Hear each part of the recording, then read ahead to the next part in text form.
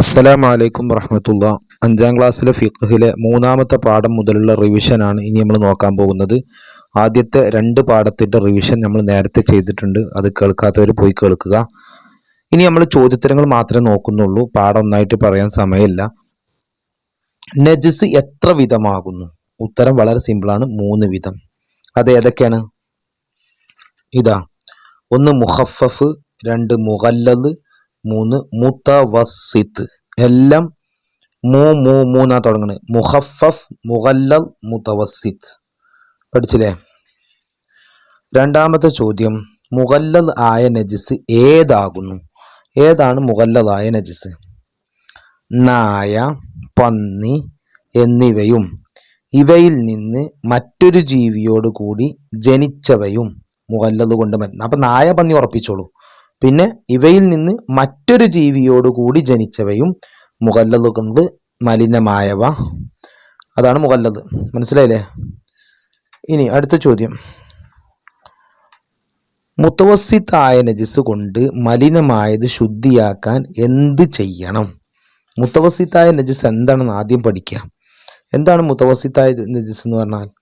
മലം എന്ന് പറഞ്ഞാൽ കാഷ്ടം, മൂത്രം. രക്തം എന്ന് പറഞ്ഞാൽ ചോര, ചലം. മദി, വദി, അതൊക്കെ ഒരു ദ്രാവകങ്ങളാണ്.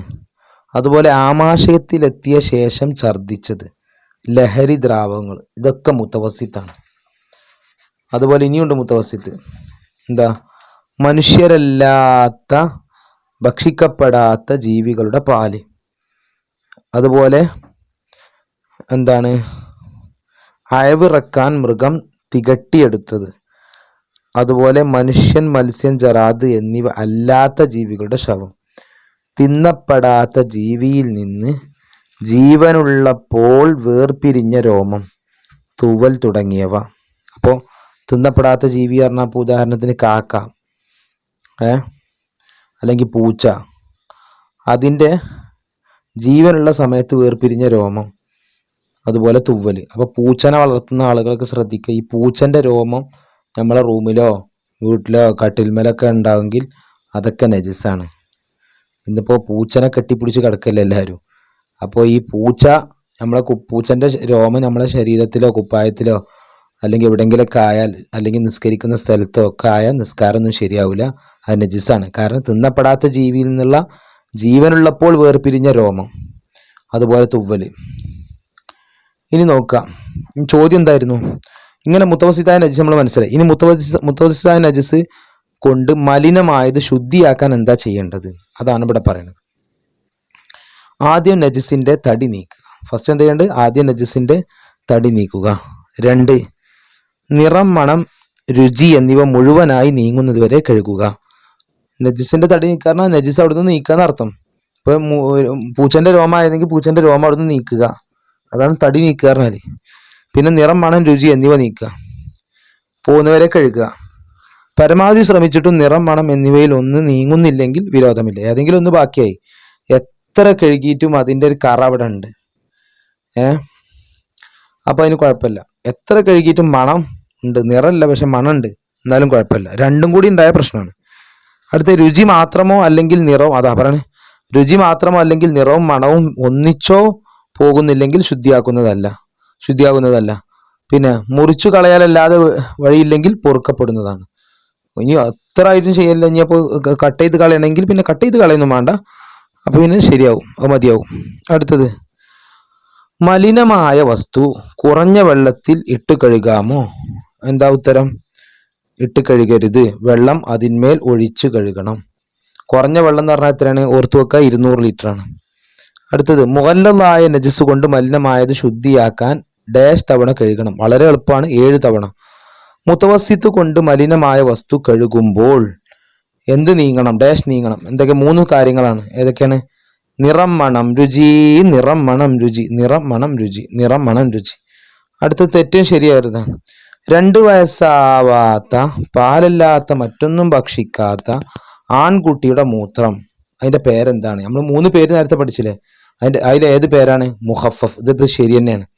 നായയുടെ രോമം മുഗല്ലദാണ് അല്ലേ? നായ, പന്നിയൊക്കെ മുഗല്ലദാണ്. അടുത്ത ലഹരി ദ്രാവകങ്ങൾ, അത് മുത്തവസിത്താണ്, അതും ശരിയാണ്.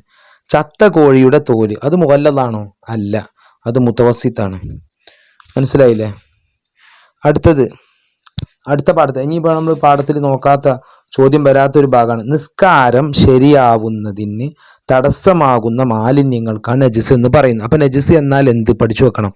നിസ്കാരം ശരിയാവുന്നതിന് തടസ്സമാകുന്ന മാലിന്യങ്ങൾക്കാണ് നജിസ് എന്ന് പറയുന്നത്. പിന്നെ മുഖഫഫായ നജിസ് വൃത്തിയാക്കുന്നത് എങ്ങനെ? അതവിടെ ചോദ്യം വന്നിട്ടില്ല. തടിയുണ്ടെങ്കിൽ നീക്കി മൂത്രത്തെക്കാൾ കൂടുതൽ വെള്ളം ആ ഭാഗത്തെല്ലാം കൊടയുക, കഴുകേണ്ടതില്ല. അപ്പോൾ തടിയുണ്ടെങ്കിൽ മൂത്രം അവിടുന്ന് നീക്കുക. 2 വയസ്സ് പൂർത്തിയാവാത്ത, പാലല്ലാത്ത, മറ്റൊന്നും കുടിക്കാത്ത ആൺകുട്ടിയുടെ മൂത്രമല്ലേ, അപ്പോൾ മൂത്രം ഉണ്ടെങ്കിൽ മൂത്രം അവിടുന്ന് നീക്കുക. എന്നിട്ട് വെള്ളം ഇങ്ങനെ കുടഞ്ഞാൽ മതി, കഴുകേണ്ട ആവശ്യമില്ല. അതാണ് മുഖഫഫിന്റെ പ്രത്യേകത. മുഗല്ലദാവുമ്പോൾ 7 തവണ കഴുകണം. അതിൽ നിന്ന് ശുദ്ധമായ മണ്ണ് കലക്കിയ വെള്ളം കൊണ്ടാവണം. അതും കൂടി പഠിക്കണം കേട്ടോ. പിന്നെ ഇവിടെ പറയാത്തത് എന്താണ്? ഒരു തവണയാണ് പരിഗണിക്കുക അവിടെ പറഞ്ഞില്ലേ. നജിസിന്റെ തടി ഉണ്ടെങ്കിൽ ആദ്യം അത് നീക്കണം. അതിന് വേണ്ടി പല തവണ കഴുകിയാലും അത് 1 തവണയായിട്ടേ കൂട്ടുള്ളൂ. പിന്നെ നമ്മൾ നമ്മുടെ നോക്കാത്ത ഒരു കാര്യമാണിത്. അതായത് വറ്റിയിട്ടില്ലെങ്കിൽ അത് നീക്കം ചെയ്ത് വെള്ളം ഒഴിക്കുക. അതായത് മൂത്രം പോലുള്ള നജിസ് ഒരു സ്ഥലത്തോ മറ്റോ വറ്റിപ്പോയി, എന്നാൽ എന്ത് ചെയ്താൽ മതി? അവിടെ മൊത്തം വെള്ളം ഒഴിച്ചാൽ മതി. ഇപ്പം നമ്മൾ ഒരു കുട്ടി അവിടെ മൂത്രം ഒഴിച്ചു, അങ്ങനെ അത് ഉണങ്ങിപ്പോയി, എന്നാൽ പിന്നെ അവിടെ വെള്ളം ഒഴിച്ചാൽ മതി. വറ്റിയിട്ടില്ല, മൂത്രം അവിടെ ഉണ്ടെങ്കിലോ അത് തുടച്ചെടുത്തിട്ട് എന്ത് ചെയ്യണം? വെള്ളം ഒഴിക്കണം. ഇനി കിണറിലെ കുറഞ്ഞ വെള്ളം, കിണറിൽ 200 ലിറ്റർ വെള്ളമില്ല, കുറഞ്ഞ വെള്ളമേ ഉള്ളൂ. അതിൽ കൂടുതൽ നജിസായ എന്ത് ചെയ്യണം? അതിലേക്ക് കൂടുതൽ വെള്ളം ഒഴിച്ച് കുല്ലത്താക്കുകയാണ് വേണ്ടത്. അത് പഠിച്ചു. ഇനി സ്വയം ശുദ്ധിയാവുന്ന, അവിടെ ചോദ്യം വന്നിട്ടില്ല, അത് പഠിച്ചു വെക്കേണ്ടതാണ്. സ്വയം ശുദ്ധിയാവുന്ന സാധനങ്ങൾ ഏതൊക്കെയാണ്? ലഹരി ദ്രാവകങ്ങൾ സ്വയം സുറുക്കയാൽ ശുദ്ധിയാകും. അപ്പോൾ ലഹരി ദ്രാവകങ്ങൾ എന്ന് പറഞ്ഞാൽ കള്ള് പോലത്തത് എന്തായി, കുറച്ച് വെയിറ്റ് ചെയ്തിട്ട്, കുറച്ച് മാസങ്ങൾ വെയിറ്റ് ചെയ്തപ്പോൾ സ്വയം അത് സുറുക്കയായി മാറിയാൽ എന്താവും? അത് ഉപയോഗിക്കാൻ പറ്റും, അത് നജിസല്ല. അതുപോലെ നായ, പന്നി എന്നിവയും ഇവയൊന്നും മറ്റൊരു ജീവിയോട് കൂടി ജനിച്ചവയും അല്ലാത്ത ശവത്തിന്റെ തോല് ഉറക്കിട്ടാൽ ശുദ്ധിയാവും. അതായത് ശവത്തിന്റെ തോല് ഉറക്കിട്ടാൽ ശുദ്ധിയാവും. അതിലേതൊഴിവാണ്? നായന്റെ പറ്റൂല, പന്നീൻ്റെ പറ്റൂല. നായും പന്നിയും അതുപോലെ അതുമായി കൂടിച്ചേർന്ന് വേറെ ജീവി ഉണ്ടായിക്കഴിഞ്ഞാൽ അതും പറ്റൂല. അതാണ് പറഞ്ഞത്. അപ്പോൾ അത് സ്വയം ശുദ്ധിയാവുന്ന ഏതാണെന്ന് പഠിച്ചു വെക്കുക. ഇനി നമ്മൾ അടുത്ത പാഠം എന്താണ്? അദ്ദർസുർ റാബി മാ യുഫാൻഹു മിനൻ നജാസാത്ത് എന്നുള്ള പാഠത്തിന്റെ ചോദ്യത്തിന് നോക്കാം. കൊതുകിന്റെ രക്തം ഇളവ് ചെയ്യപ്പെടുന്നതാണോ? ആണ്. എന്താ ഇവിടെ പറയണത്? ഇളവ് ലഭിക്കുന്ന നജിസുകൾ. ഈ പെട്ടി മൊത്തം ഇളവ് ലഭിക്കുന്ന നജിസുകളാണ്. ഒലിക്കുന്ന രക്തമില്ലാത്ത കൊതുക് പോലെയുള്ളവയുടെ രക്തം, മുറിവ്, മുഖക്കുരു, ചോരക്കുരു മുതലായവ. അടുത്ത് ഇളവുള്ള നജിസ് 3 എണ്ണം എഴുതുക. അപ്പൊ ഏതൊക്കെ എഴുതേണ്ടത്? എളുപ്പമുള്ള പഠിച്ചോളൂ. വഴിയിൽ നജിസ് ഉണ്ടെന്ന് ഉറപ്പുള്ള ചെളി, അതുപോലെ ഈച്ചയുടെ കാഷ്ടം, വവ്വാലിന്റെ മൂത്രം, കാഷ്ടം. എളുപ്പമുള്ള ഏതെങ്കിലും പഠിക്കാം. ഈച്ചയുടെ കാഷ്ടം, അതുപോലെ വവ്വാലിന്റെ മൂത്രം, കാഷ്ടം, ഇതൊക്കെ നജിസ് ഉണ്ട്. വഴിയിൽ നജിസ് ഉണ്ടെന്ന് ഉറപ്പുള്ള ചെളി. ആ വഴിയിൽ നജിസ് ഉണ്ട്, അത് ചളിയാണ്, എന്നാലും കുറഞ്ഞത് പൊറുക്കപ്പെടും. കുറഞ്ഞതിന് മാത്രം അളവുള്ളതാണ് ഇത്. മനസ്സിലായി? ഇത് 2 കുറഞ്ഞതിന് മാത്രം അളവുള്ളതാണ്. പിന്നെ ഇവിടെ ചോദിച്ചെന്താണ്? ഇളവുള്ള നജിസ് 3 എണ്ണം എഴുതാനാ. അപ്പോൾ കുറഞ്ഞത് കൂടിയതെന്ന് പറഞ്ഞിട്ടില്ല. അപ്പോൾ ഇതിൽ എഴുതിയാലും ഉത്തരം ശരിയാവും. അപ്പോൾ പിന്നെ ഇത് നമ്മൾ മെയിനായിട്ട് പഠിച്ചേക്കണം. ഒലിക്കുന്ന രക്തമില്ലാത്ത കൊതുക് പോലെയുള്ള ഇവിടെ രക്തം, പിന്നെ മുറിവ്, മുഖക്കുരു, ചോരക്കുരു മുതലായവയുടെ രക്തം. ആദ്യം കൊതുകിന്റെ രക്തം, കൊതുക് പോലത്തെ ജീവിന്റെ രക്തം. പിന്നെ പറയുന്നത് എന്താ? നമ്മുടെ ശരീരത്തിൽ ഉണ്ടാകുന്ന മുറി ഉണ്ടാവില്ലേ, അതേപോലെ നമ്മുടെ മുഖത്തുണ്ടാകുന്ന മുഖക്കുരു, ചെവിക്കുരു, അല്ല ചോരക്കുരു, അതിൻ്റെ ഒക്കെ എന്താണ്? രക്തം. അതിനെന്തുണ്ട്? ഇളവുണ്ട്. പക്ഷെ അവിടെ എന്തോ ഒരു നിബന്ധന ഉണ്ട്. എന്താണ്? തൻ്റെ പ്രവൃത്തി കൊണ്ട്, അതായത് നമ്മൾ മുഖക്കുരു പൊട്ടിച്ചിട്ടാണ് ചോര വന്നത്. തൻ്റെ പ്രവൃത്തി കൊണ്ട് അല്ലെങ്കിൽ കൂടുതലാണെങ്കിലും പൊറുക്കപ്പെടും. നമ്മളെ പ്രവൃത്തി കൊണ്ടൊന്നല്ല, ഓട്ടോമാറ്റിക്കലി അത് പൊട്ടിയിട്ട് ചോര വന്നു, എത്ര ചോര ഉണ്ടെങ്കിലും എന്താവും? പൊറുക്കും. നേരെ മറിച്ച് തൻ്റെ പ്രവൃത്തി കൊണ്ടാണെങ്കിലോ കുറഞ്ഞതിന് മാത്രമേ എന്തുണ്ടാവുള്ളൂ? ഇളവുണ്ടാവുള്ളൂ. ഈ കൂടുതലും കുറവും എങ്ങനെ തീരുമാനിക്കുക? അതാ പറയുന്നത്. കൂടുതലും കുറവും തീരുമാനിക്കുന്നത് പതിവ് അനുസരിച്ചാണ്. അതിങ്ങനെ കണ്ടാൽ, പുറത്തുനിന്ന് ഒരാൾ കണ്ടാൽ അത് കൂടുതലാണോ കുറവാണെന്ന് എങ്ങനെ പറയാം?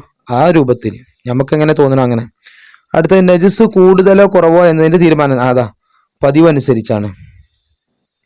അടുത്ത ഇബാദത്തിൽ നിർബന്ധമായ ഒരു കാര്യത്തിൽ ഒരാൾ വീഴ്ച വരുത്തുന്നത് കണ്ടവൻ എന്ത് ചെയ്യണം? എന്താ കണ്ടവൻ ചെയ്യേണ്ടത്? ഇബാദത്തിൽ നിർബന്ധമായ ഒരു കാര്യത്തിൽ ഒരാൾക്ക് വീഴ്ച വന്നതായി കണ്ടാലും അറിയിച്ചു കൊടുക്കൽ നിർബന്ധമാണ്. അപ്പോൾ നിസ്കരിക്കാൻ പോരുന്നതിൻ്റെ ശരീരത്തിലോ വസ്ത്രത്തിലോ ഇളവില്ലാത്ത നജിസ് ഒരാൾ കണ്ടാൽ അവനെ ഉണർത്തൽ നിർബന്ധമാണ്. അടുത്തൊരു ഉത്തരം പഠിക്കാനുണ്ട്, ഇത്രയേ ഉള്ളൂ. ഉണർത്തൽ നിർബന്ധമാണ്. ഇളവുള്ള നജിസുകൾ ഏതൊക്കെയാണ് പഠിച്ചു. ഇനി അവിടെ നോക്കാത്തൊരു ചോദ്യം, ഒരു വസ്തുവിൽ നജിസ് ഉണ്ടെന്ന് ഉറപ്പില്ലെങ്കിൽ അത് ശുദ്ധി ഉള്ളതായി പരിഗണിക്കും. ഇത് പരീക്ഷയ്ക്ക് വരാൻ വളരെ സാധ്യത ഉണ്ട് കേട്ടോ. ഒരു വസ്തുവിൽ നജിസ് ഉണ്ടെന്ന് ഉറപ്പില്ല, അങ്ങനെയാണെങ്കിൽ എന്താവും? അത് ശുദ്ധി ഉള്ളതായിട്ട് പരിഗണിക്കും. പിന്നെ ഇവ തൻ്റെ പ്രവൃത്തി കൊണ്ടല്ലെങ്കിൽ അത് നമ്മൾ പറഞ്ഞു അല്ലേ. നമ്മൾ അടുത്ത പാഠത്തിലേക്ക് പോവാണ്. ഏതാ അടുത്ത പാഠം? 5ാമത്തെ പാഠം ദിമാ ഉൽ മർഅത്തി, സ്ത്രീകളുടെ രക്തങ്ങൾ. ഫസ്റ്റ് ക്വസ്റ്റ്യൻ നോക്കാം. ഫസ്റ്റ് ക്വസ്റ്റ്യൻ എന്താ? ഹൈലുണ്ടാകാൻ ഏറ്റവും കുറഞ്ഞ പ്രായം എത്ര? ഹൈലിൻ്റെ അവിടെ കുറച്ച് കണക്ക് നമുക്ക് പഠിക്കാനുണ്ട്. ഹൈൽ ഉണ്ടാവാനുള്ള ഏറ്റവും കുറഞ്ഞ പ്രായം 9 ചാന്ദ്രവർഷം. എന്താ ചാന്ദ്രവർഷം എന്ന് പറഞ്ഞാൽ? അതായത് നമ്മളെ മുഹറം സഫർ എന്നുള്ള അറബി മാസമല്ല, അറബി മാസപ്രകാരമുള്ള 9 വയസ്സ്. ഇംഗ്ലീഷ് മാസപ്രകാരവും അറബി മാസപ്രകാരം വ്യത്യാസം ഉണ്ടാവും. ഒരു 8, 9 അല്ലെങ്കിൽ 10, 11 ദിവസത്തിൻ്റെ വ്യത്യാസം പിന്നെ ഒരു വർഷത്തിലുണ്ടാവും. അപ്പോൾ ഇംഗ്ലീഷ് മാസത്തിൽ ജനുവരി ടു ഡിസംബർ 31 അല്ലെങ്കിൽ ഡിസംബർ വരെ അല്ലേ ഒരു വർഷം. പക്ഷെ അറബി മാസമാകുമ്പോൾ ഡിസംബർ കംപ്ലീറ്റ് ആകുന്നതിന് മുമ്പ് തന്നെ അറബി മാസത്തിൽ ഒരു കൊല്ലം പൂർത്തിയാവും. മനസ്സിലായോ? അപ്പോൾ 9 ചാന്ദ്രവർഷമാണ് ഹൈദിൻ്റെ ഏറ്റവും കുറഞ്ഞ പ്രായം. അടുത്ത ചോദ്യം, നിഫാസിൻ്റെ സാധാരണ കാലം എത്ര? സാധാരണ നിഫാസ് എത്ര ഉണ്ടാവുക? 40 ദിവസം ഉണ്ടാവും. ഇനി നിഫാസ് പരമാവധി എത്ര ഉണ്ടാവുക? 60. 40ലേക്ക് 20 കൂട്ടുക 60. ഏറ്റവും കുറഞ്ഞത് എത്ര ഉണ്ടാവുക? അല്പസമയം. അപ്പോൾ അല്പസമയം 40 ദിവസം 60 ദിവസം. പഠിച്ചില്ലേ? അടുത്തത് നോക്കുക. ഇസ്തിഹാദത്ത് കാരണം നിസ്കാരം ഒഴിവാക്കാമോ? ഇതാ ഹൈദ് നിഫാസിന്റെ സമയത്തല്ലാതെ വരുന്ന രക്തമാണ് ഇസ്തിഹാദത്ത്. രോഗരക്തം, മലയാളം പഠിച്ച രോഗരക്തം. ഇതിന് സമയപരിധി ഇല്ല. ഇസ്തിഹാദത്ത് ഉള്ളപ്പോൾ മേൽ പറഞ്ഞ ഒന്നും നിഷിദ്ധമല്ല. അപ്പോൾ നിസ്കാരം നിർബന്ധമാണ്, ഒഴിവാക്കാൻ പറ്റില്ല എന്നർത്ഥം. ഹൈദിന്റെ സമയം കുറഞ്ഞത് എത്ര ദിവസമാണ്? ഹൈദിന്റെ കുറഞ്ഞ സമയം 1 ദിവസം. കണ്ടോ? 1 ദിവസം. കുറഞ്ഞത് 1 ദിവസം, പരമാവധി കൂടിയത് 15 ദിവസം, സാധാരണ 6 7 ദിവസം. 2 ഹൈദുകൾ കുറഞ്ഞ ശുദ്ധി 15 ദിവസം. 2 15 അവിടെ വരുന്നുണ്ട് കേട്ടോ ഉത്തരം. അടുത്ത്, ഹൈദ് നിഫാസുകാർക്ക് ഹറാമായവയിൽ 3 എണ്ണം പറയുക. ഹൈദ് ഇത് 4ാമത്തെ ചോദ്യം നമ്മൾ പഠിച്ചില്ലേ? ഹൈദിന്റെ സമയം കുറഞ്ഞത് എത്ര ദിവസം പഠിച്ചു. ഹൈദിന്റെ നിഫാസുകൾക്ക് ഹറാമായവയിൽ 3 എണ്ണം. ഇതാ ഇവിടെ ഉണ്ട്. നിസ്കരിക്കാൻ പറ്റുമോ ഹൈദുള്ള ആൾക്ക്? ഇല്ല. നോമ്പ് വെൽക്കാൻ പറ്റുമോ? ഇല്ല.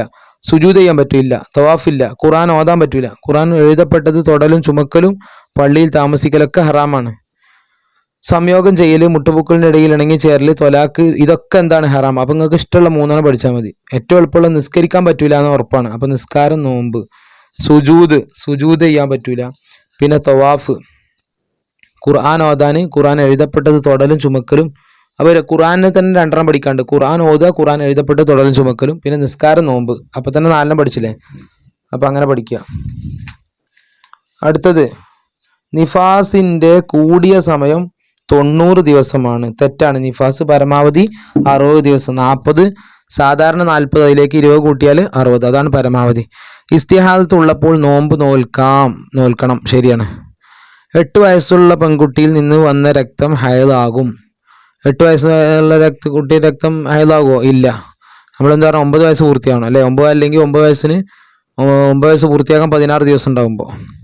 അടുത്ത, 2 ഹൈദിനിടയിൽ കുറഞ്ഞ ശുദ്ധി എത്രയാണ്? 15 ദിവസമാണ്. ഇത് 10 എന്ന് പറഞ്ഞാൽ തെറ്റാണ്. ഹൈദുള്ളപ്പോൾ ഖുർആൻ ഓതാൻ പാടില്ല. ശരിയാണ്. ഇവിടെ നമ്മൾ നേരത്തെ നോക്കാത്തൊരു കാര്യമാണിത്. എന്ത്?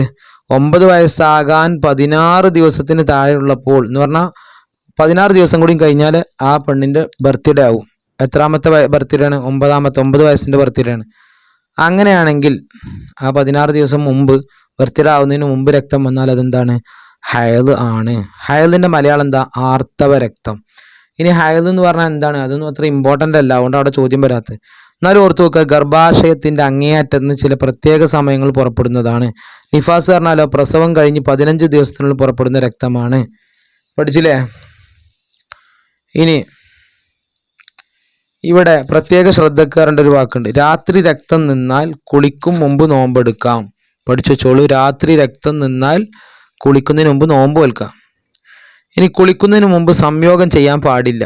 പിന്നെ ഹജ്ജ് ചെയ്യുമ്പോൾ തവാഫ് ഒഴികെ മറ്റു കർമ്മങ്ങളെല്ലാം ചെയ്യാം. തവാഫ് ശുദ്ധിയായ ശേഷം ചെയ്യണം. അപ്പം അത് ഓർത്തു വെക്കുക. ഇനി ഇസ്തിയാദത്തിൻ്റെ പഠിച്ചു. ഇനി നമ്മൾ അടുത്ത പാഠത്തിലേക്ക് സുനലുൽ വുളൂ. ചോദ്യോത്തരം മാത്രമേ നമ്മൾ നോക്കുന്നുള്ളൂ, സമയം ഇല്ലാത്തത് കൊണ്ടും പിന്നെ ആർക്കും താല്പര്യമൊന്നുമില്ല. മുമ്പത്തെ പോലെ 4ാം ക്ലാസ്സിലായപ്പോൾ എല്ലാവരും ഉഷാറായിട്ട് നമ്മളെ വീഡിയോ ഒക്കെ കണ്ടിരുന്നു. ഇപ്പം 5ാം ക്ലാസ്സിലെത്തുമ്പോൾ ആരും നമ്മളെ വീഡിയോ കാണുന്നില്ല. എന്താ കാരണം നിങ്ങൾക്ക് മനസ്സിലായിട്ടില്ല. എനിക്ക് തോന്നുന്നു 5ാം ക്ലാസ്സിലെത്തിയപ്പോൾ എല്ലാവർക്കും മടിയായി തോന്നുന്നു. 4ാം ക്ലാസ്സിൽ എല്ലാവരും നല്ല ഉഷാറായിട്ട് പഠിക്കുന്നുണ്ടായിന്.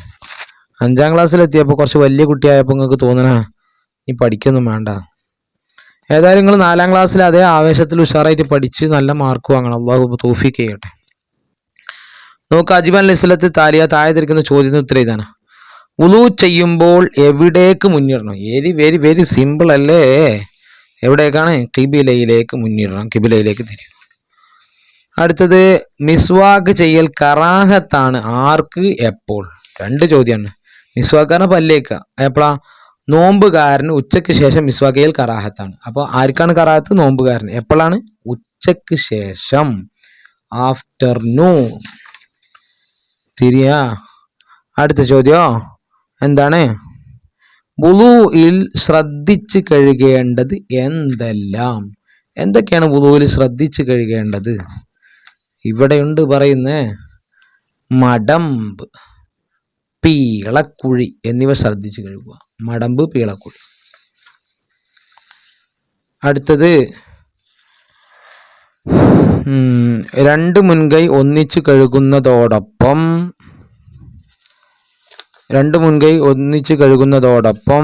അഊദും ബിസ്മി 2 ഷഹാദത്ത് കലിമ അൽഹംദുലില്ലാഹില്ലദി ജഅൽനാ തഹൂറ എന്നിവ ചൊല്ലുക. അത് പഠിച്ചു വെക്കണം എല്ലാവരും കേട്ടോ. അടുത്ത ചോദ്യം,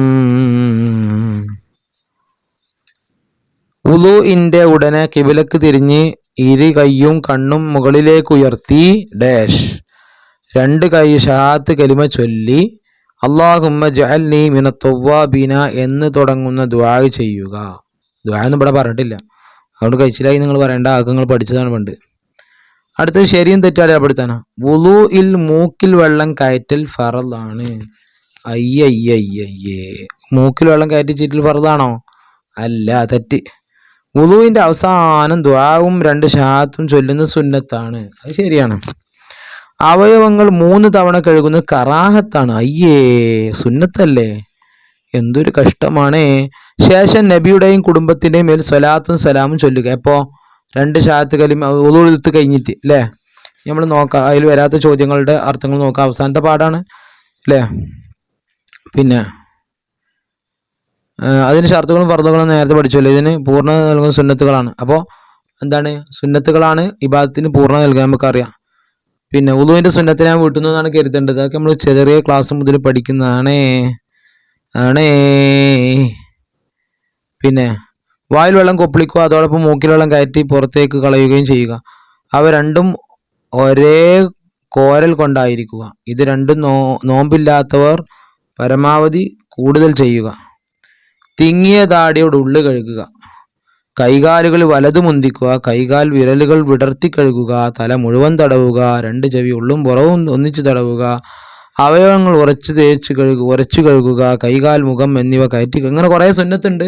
കുറച്ച് സുന്നത്തുകളൊക്കെ നോട്ട് ചെയ്യുക. പിന്നെ സുന്നത്തും ഫർദും മിക്സാക്കി തന്നിട്ട് വേർതിരിക്കാൻ വരാൻ സാധ്യത കുറവാണ്, എന്നാലും ഒന്ന് ഓർത്ത് വെക്കുക. പിന്നെ അപ്പോൾ ഇൻഷാ അള്ളാഹ് എല്ലാവരും ഫിഖ്ഹിൽ നല്ല മാർക്ക് വാങ്ങട്ടെ.